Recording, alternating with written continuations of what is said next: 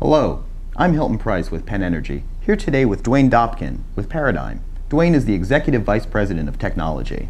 Dwayne, what is the major macro trend that is challenging software developers? Well, the obvious would be data management and managing the sheer volumes of data. However, equally as challenging today is the fact that the 80% solution is no longer good enough. Today we require the best in geology, the best understanding of the physics of the subsurface. We need the best computer scientists to work on elevating or upgrading that solution from 80% to 90% or 100%. That means that the players that are involved in the development process have to be the best computer scientists, they have to be the best researchers, and they have to be the best practitioners as well. What are some of the platform trends that software developers like Paradigm are adopting or tracking? And are there any disruptive technologies coming in the near future? Well, clearly we're having to move more and more of our application suite to the Windows 64-bit platform, and we have moved almost all of our applications that run on the desktop to Windows 64-bit. We do, however, promote an environment of neutrality, so we can work in both Linux and Unix operating systems either independently or in a hybrid mode. We also see more and more multi-core computations being carried out on the desktop. We have more and more compute capacity at the desktop, whether it's multi-core CPUs for Intel or multi-core GPUs for NVIDIA.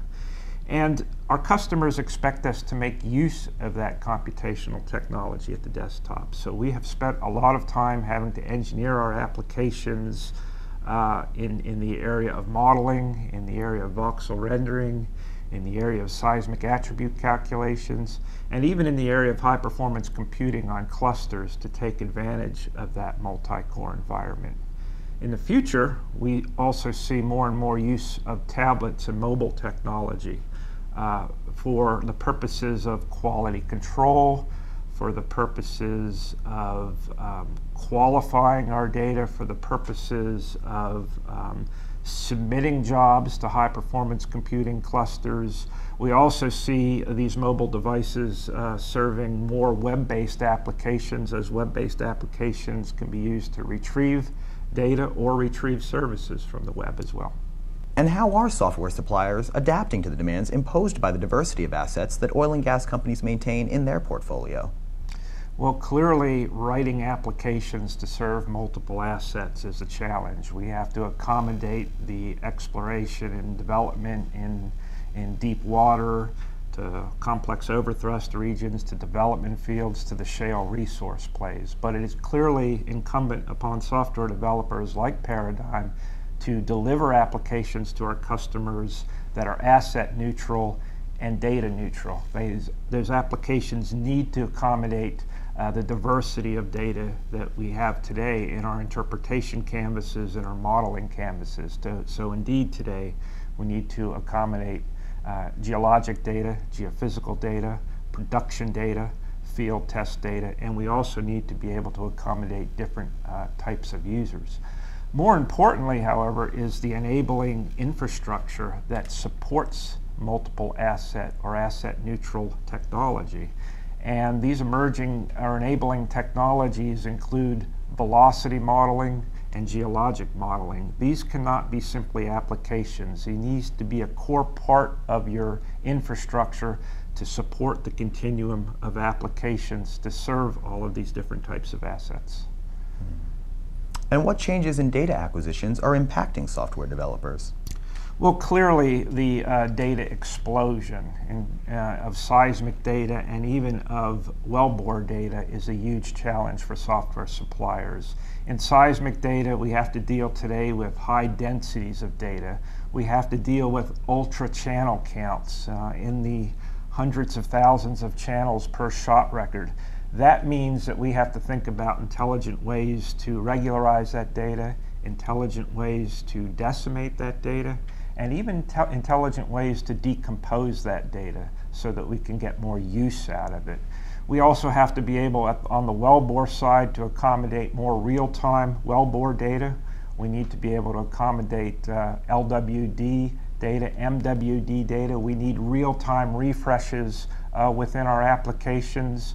We need to be able to support auxiliary seismic data, such as VSP data and microseismic data. We need to support non-seismic data, like electromagnetic data, as well in our interpretation and modeling canvases. And finally, we have to rationalize all of that data because it's at different scales and at different resolutions.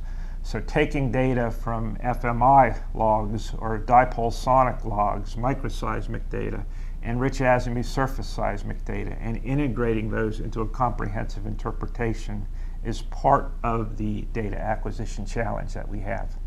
What are your customers asking for in terms of managing their data, and how is this influencing Paradigm's current and future architecture? Well, there continues to be pressure for more and more improved connectivity to proprietary data and proprietary databases, and that trend will not slow down. That will continue. However, in this industry, there's clearly a broader need for an open data management strategy with support for vendor-neutral data like PPDM and ResQML. This brings tremendous value to our customers at large. It allows them to choose best-of-breed, best-of-class applications, and it also provides a very convenient way to archive data.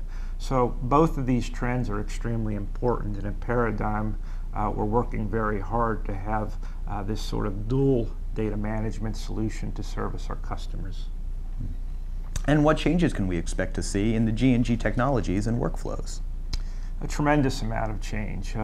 First of all, in terms of workflows, our users, the younger demographic and even the more experienced users expect reliable workflows with high quality results. They expect those workflows to be repeatable, they expect them to be auditable, and they expect them to be shareable. You can expect workflows to carry and capture more uncertainty, to capture more real-time data with application refreshes. We're seeing more and more synchronization of processes like interpretation with modeling, velocity modeling with imaging, reservoir modeling with simulation. So this synchronization of processes is taking place today, and it's a huge challenge for software suppliers to keep up with those requirements. And how has the Paradigm 2011 release been received, and have you achieved the desired adoption rates? The Paradigm 2011 release was the largest synchronized release in our history. Indeed, it was a game-changing release with new geoscience applications in the area of seismic processing and imaging, interpretation and modeling, formation evaluation, reservoir characterization, reservoir engineering, well planning and drilling engineering solutions. I've never seen a release that has been so highly anticipated and so early adopted. We are truly excited about this release. Well, thanks a lot, Dwayne. And if you'd like more information about software solutions offered by Paradigm, go to www.pdgm.com.